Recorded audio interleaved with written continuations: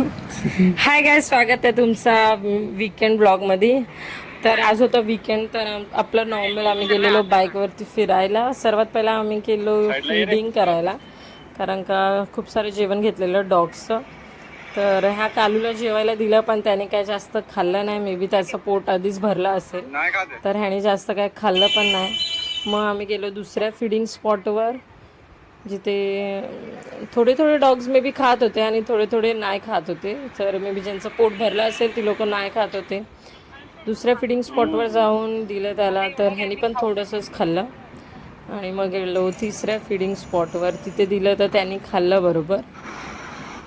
आणि मग त्याच्यानंतर सर्व डॉग्सला फीड करून मग आम्ही गेलो स्वतःला फीड करायला.